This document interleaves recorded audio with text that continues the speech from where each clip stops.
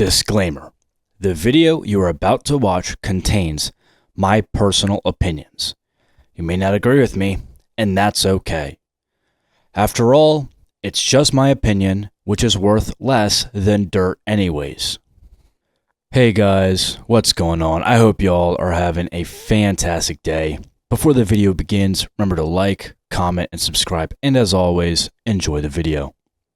Now, why would I make a video with a title like that?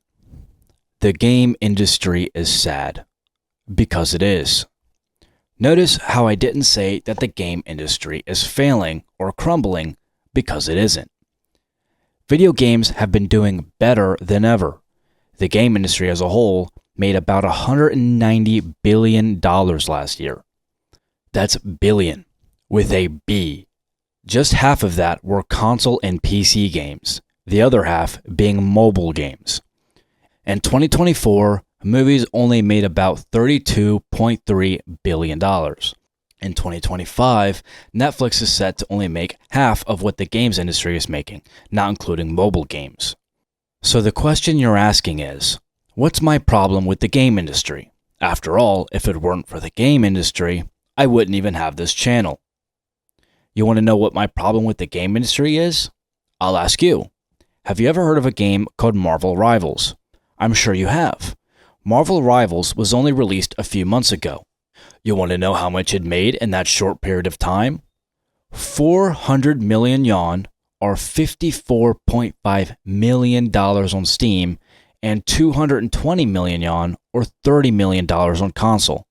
When it comes to revenue, though, the elephant that's been in the room for a while now is Fortnite, which since launch has amassed over $9.1 billion. I bring up games like Fortnite and Marvel Rivals for a reason. Do you want to guess what Fortnite and Marvel Rivals have in common, besides both being third-person shooting games with superheroes in them? That's right, they're both rated for teens. Yep, you remember that little thing on the corner of every game you get from the store? That's called an ESRB rating. What it does is it rates games based on how appropriate they are for certain age demographics. You have EC, which stands for Early Childhood, usually only reserved for educational-based games. E for everyone, of course. E10 Plus, reserved for children ages 10 and older. T for teens, M for mature, and A for adults only, usually only reserved for games featuring explicit pornographic material. Now the question I have is that if both Fortnite and Marvel Rivals are both considered T for teen, why have we all seen clip after clip of little prepubescent children playing the game? Some of you who actually play Fortnite may have even played with some children who sound like they just came out of the womb. Now this video isn't hating on children. They're not the problem. Parents should always supervise their children and what they're consuming. But I can't exactly place the blame on the parents either. After all, parents are busy in a struggling economy just to put food on the table these days. They don't have time to be worried about what video games their children are playing. Now you might be asking, what exactly is so wrong with letting children play teen-rated games? And before a few weeks ago, I would have said, nothing. That was before, of course, Marvel Rivals announced its first round of DLC containing everyone's favorite Fantastic Four characters like Reed Richards and Invisible Woman. This wouldn't normally be a problem as these characters are typically considered family-friendly.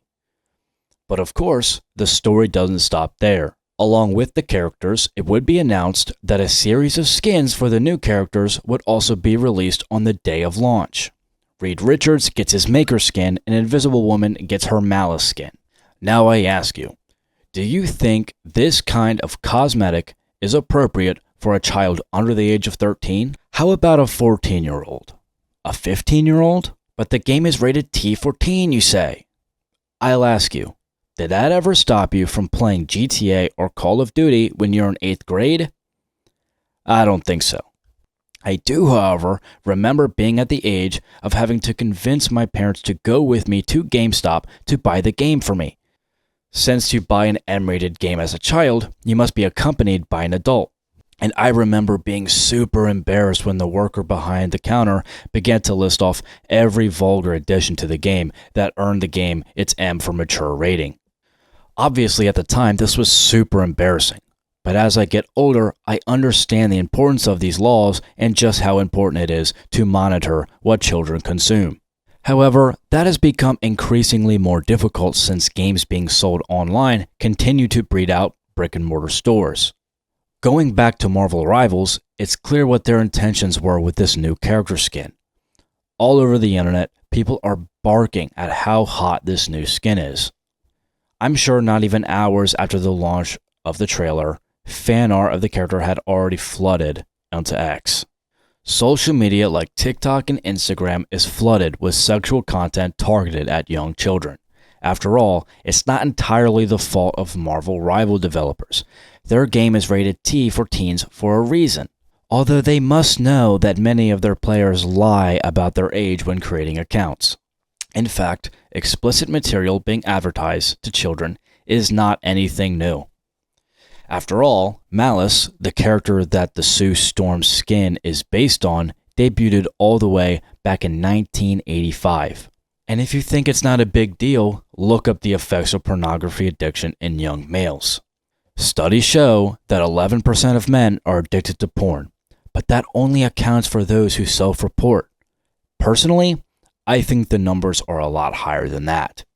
But this video isn't only about Marvel Rivals and pornography addiction, as those issues are very complex, and honestly, I don't have all the answers. Instead, I want to switch gears to something a little more lighthearted. I want to talk about the game in the thumbnail, Stellar Blade. Now, admittedly, I haven't played Stellar Blade yet because it hasn't come out on PC yet, but as of June 26th of last year, Stellar Blade has already sold 1 million copies. And that was just in June of last year. It's probably double that now. While that pales in comparison to games like Fortnite and Marvel Rivals, that's pretty good for a brand new IP from a relatively unknown studio. And even if it was a perfect game, which most professional reviewers agree it certainly isn't, I wonder how many players that would have gotten it if it weren't for its, let's just say, unique approach to design. It's no doubt that when Stellar Blade released, it got a lot of attention. And as a surprise to no one, a standing ovation from gamers around the world. For not bending the knee to woke liberal character design? What a load of crap.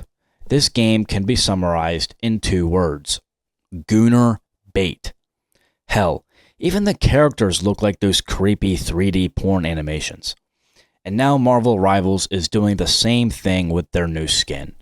It's Gooner bait to bait you into spending $20 on a cosmetic skin that has no effect on gameplay.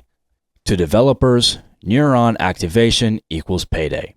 Fan service and jiggle physics isn't anything new to video games. After all, Dead or Alive Extreme Beach Volleyball came out all the way back in 2003, and in Metroid, which released in 1986, in a secret ending for the game, players were rewarded with seeing the lead female protagonist in a bikini.